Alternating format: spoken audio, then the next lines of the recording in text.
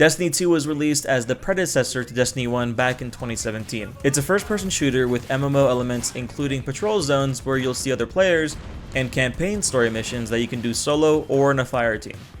Dungeons and raids and nightfalls require fire teams. You can also build crafts like in RPGs too. It's really a unique blend, but at its heart, it's an FPS. Currently, if you try to search up Destiny 2 content, it mostly brings you to the negative wave of feedback to Bungie's latest misgivings. So I want to remind us all of why Destiny at one point was a beacon for power fantasy lovers. There are a lot of aspects to Destiny 2, so today we'll be focusing on 3 main points: raids and world first races, cinematography and lore, and lastly, gunplay and the power fantasy. Hey, hi, what's up? My name is Halal, and if you haven't considered it yet, please do subscribe to my channel. I'm still brand new here, so I would love any feedback or potential ideas for videos you have for the future. Let's start with the crown jewel of Destiny's experience: the raids. Fireworks, all lights, extravaganza! In Destiny 2, a raid is a 6-player PvE co-op activity that requires a lot of complex puzzle solving, coordinated teamwork, and constant communication to overcome a series of encounters and at the very end, defeat a final boss.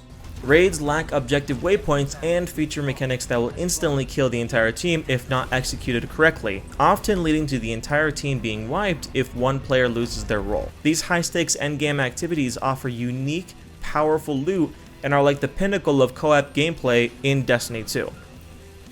At the current moment, there are over 10 raids in just Destiny 2, nearly doubling if including Destiny 1 and the reprised ones.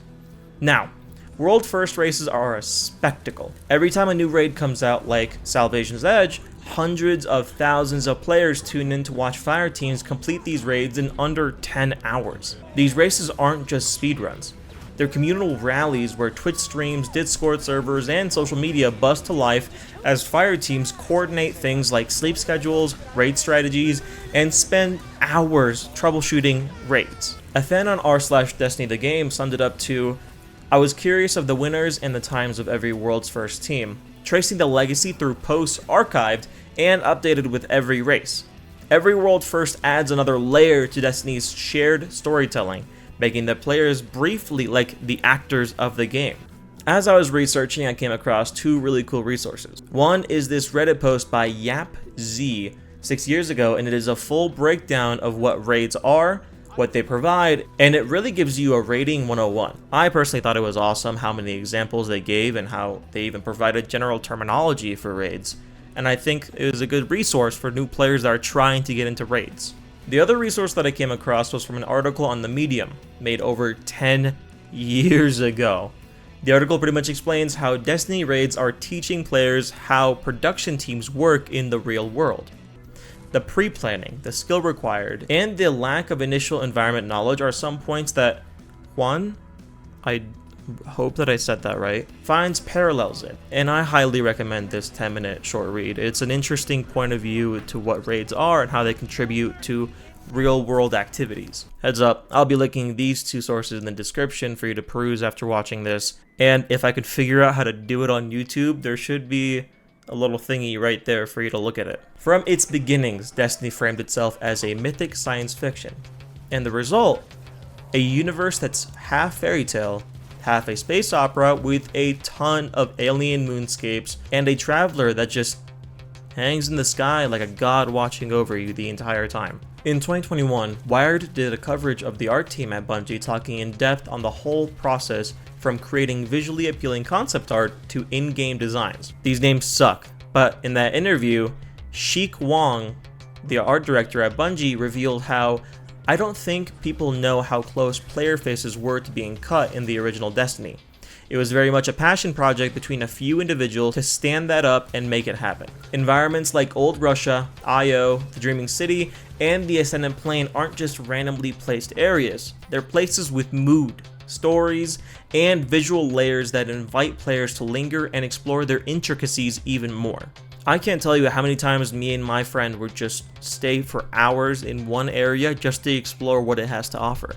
It was gorgeous, and just like the scenery, the lore in Destiny unfolded all across different social media, from storytelling coming from expansions to hidden grimoire cards and deep dives by lore creators like Biff, BYF, whose complete story of Destiny videos collect years of narrative threads and develop an intricate story to weave through the time. Joseph Staten is a writer at Bungie, and he was aiming to create a universe that would take on a life of its own, and it resonated with fans, especially with the mysterious artifacts, cosmic enemies like the Witness and the Darkness, and tragic figures like K6 that stitched the narrative into the gameplay. And lastly, the cinematic framing is everywhere. The supers in the game burst with angles that make it seem like you're one of those Marvel superheroes and you're about to do a finishing move. It just feels cinematic. Arguably, Destiny's beating heart is its gunplay. Critics and players alike have praised the weapon mechanics as top-notch and immersive. As one community comment on Bungie's forums emphasized, the guns look good, make good noises, controls feel good. Everything is just good. Destiny's shooting is tight, weighty, and addictively smooth. Destiny at its heart is a looter shooter. The gunplay and gameplay is great. It's meant to be. It's a shooter. But you're also completing missions and events in order to secure that sweet dopamine hit in the rewards that burst from the chest at the end of each mission. Players start to feel more powerful through every new exotic weapon they grind for, every flashy super they land, and every new piece of armor they get to elevate their Guardian's design. Just for shits and giggles, this is what my Guardian looks like. I haven't played in over a year, but you know, I thought it was cool. The gunplay and fantasy of Destiny are top tier. Honestly, while researching for this video, I even saw folk on Facebook comments agreeing to that same thing. Facebook Ain't Bad is just an old person app, so I thought that was a very neat thing for old people. Destiny 2's reputation wasn't just in fan praise. In 2017, Game Informer's Reader's Choice Awards, it's a long title, honored the game with Best Weaponry and Best Gunplay in its Shooter of the Year awards. This formal recognition held strong to the franchise's achievements in gun-based mechanics. Alright, what is the conclusion of all this? Why did I make this video? I understand that recently there's been a string of bad press for Bungie, including studio layoffs, project cancellations, and so many damn controversies for the studio as a whole. So I wanted to make this video just to remind people how good Destiny used to be. Frankly speaking, I don't play it much anymore because of the reasons laid out in all of these videos, but I still appreciate what it did for me before. Anyway, if you like the video, consider subbing. I enjoy making these types of videos, even if they do take a couple of weeks to render out. Also, do let me know your thoughts about Destiny's current state right now, and have you been playing it recently, or are you like the rest of us who've just been waning off of it? I would love to hear your thoughts in the comment section. Anyway, peace.